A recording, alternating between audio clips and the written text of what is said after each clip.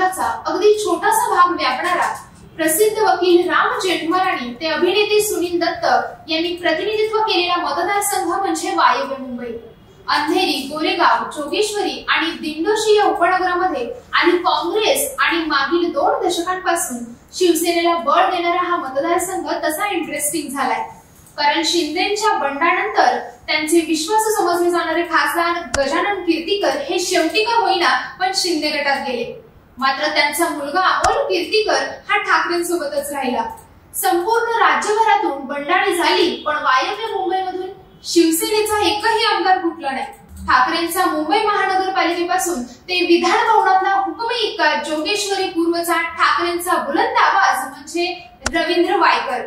खासदारकीची गणित जुळवून आणण्यासाठी याच वायकरांना शिंदेंनी गळाला लावलं आणि मतदारसंघातील ठाकरे गटाची ताकद कमी केली।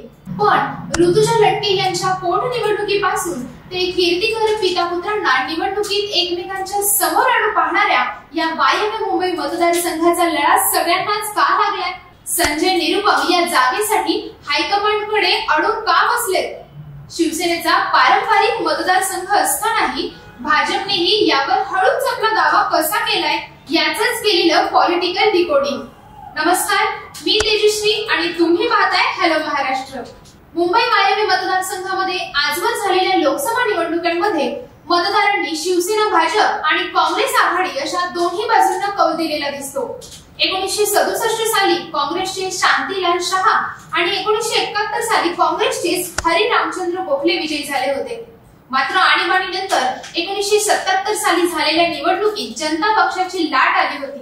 त्यावेळेस जनता पक्षाकडून प्रसिद्ध वकील राम जेठमलानी यांना त्या मतदारसंघाचं प्रतिनिधित्व करण्याची संधी मिळाली।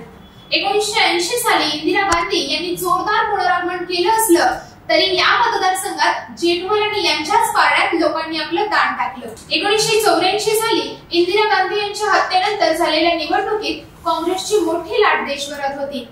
यावेळेस काँग्रेसने या मतदारसंघात अभिनेते सुनील दत्त यांना संधी दिली। 1984 साली दत्त या मतदारसंघातून लोकसभेत गेले आणि त्यांनी हीच किमया 1989 आणि 1991 साली साधली। परंतु 1996 मध्ये वायव्य मुंबईवर पहिल्यांदा शिवसेनेचा भगवा फडकला। 1996 साली शिवसेनेचे मधुकर सरपोतदार इथून विजयी झाले।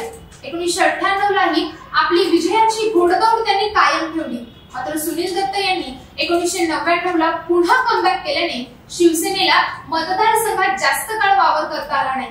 2004 ला सुनील दत्त यांनी 5व्यांदा खासदार होण्याचा विक्रम करत युपीए सरकारमध्ये मंत्रीपदही मिळवलं। मात्र वायव्य मुंबईच्या नशिबात काही वेगळंच होतं। अवघ्या एकाच वर्षात सुनील दत्त यांचे दुर्दैवी निधन झालं। याच्यानंतर झालेल्या पोटनिवडणुकीत सुनील दत्त यांच्या कन्या प्रिया दत्त यांनी मैदान मारलं आणि दत्त कुटुंबियांची आणि पर्यायाने काँग्रेसची या मतदारसंघावरची पकड कायम ठेवली। 2009 साली काँग्रेसच्या बाजूने मतदारसंघाचा कल असताना दत्त यांनी आपला मतदारसंघ बदलला। प्रिया दत्त मुंबई उत्तर मध्य मतदारसंघात विजयी झाल्या तर काँग्रेसच्या तिकिटावर गुरुदास कामत दिल्लीत गेले। मात्र काँग्रेसचे मतदारसंघातील दिवस पालटले आणि 2014च्या निवडणुकीत पुन्हा एकदा शिवसेनेचे वरिष्ठ नेते गजानन कीर्तीकर यांनी मतदारसंघावर शिवसेनेचा भगवा झेंडा फडकवला। यानंतर 2019 ला देखील काँग्रेसच्या संजय निरुपम यांना धूळ चालत कीर्तीकरांनी सलग दुसऱ्यांदा दिल्ली गाठली। दुसरीकडे शिंदेच्या बंडाळीनंतर खासदार गजानन कीर्तीकर यांनी पुढील राजकीय प्रवासासाठी उद्धव ठाकरेंचा हात सोडून एकनाथ शिंदेचा हात पकडला असला तरी त्यांचे पुत्र अमोल कीर्तीकर हे मात्र उद्धव ठाकरेंसोबतच राहिले आणि हाच या सगळ्यातला महत्त्वाचा ट्विस्ट ठरलाय। कारण गजानन कीर्तीकरांनी शिंदे गटाकडून याच जागेवर पुन्हा निवडणूक लढण्याची घोषणा केली आहे। तर दुसरीकडे उद्धव ठाकरेंनी राजकीय खेळी करत मुंबईतील या मतदारसंघातला आपला पहिला उमेदवार म्हणून अमोल कीर्तीकर यांच्या नावाची घोषणा केली आहे। त्यामुळे वडील विरुद्ध मुलगा अशी महाराष्ट्राच्या इतिहासातील पहिली फाईट या मतदारसंघाच्या निमित्ताने आपल्याला बघायला मिळू शकते। जर असं झालं तर ठाकरे गट विरुद्ध शिंदे गट अशी लढत होणार असल्याने वायव्य मुंबईची निवडणूक प्रतिष्ठेची ठरणार आहे। जागा वाटपाच्या आधीच ठाकरेंनी हा डाव टाकल्याने महाविकास आघाडीतील काँग्रेससाठी आता मोठा पेच तयार झालाय। परंपरेप्रमाणे काँग्रेसकडेच हा मतदारसंघ आला, तर काँग्रेसकडे अजून तगडा उमेदवार मतदारसंघात नाहीये. गुरुदास कामत आता हयात नाहीत. प्रिया दत्त उत्तर मध्य मतदारसंघातून निवडणूक लढवतात. मुंबईतले माजी खासदार मिलिंद देवरा पक्ष सोडून शिंदे गटात जाऊन राज्यसभेवर गेले. बाबा सिद्दीकी यांनी राष्ट्रवादी काँग्रेसची वाट धरली आहे. त्यांचा मुलगा आणि आमदार जिशान सिद्दीकी यांनी पक्ष सोडला नसला तरी पक्षावर थेट टीका सुरू केली आहे. या सगळ्या उलथापालथी झाल्यामुळे शक्यतो ही जागा ठाकरे गटालाच सुटण्याचे चान्सेस जास्त आहेत.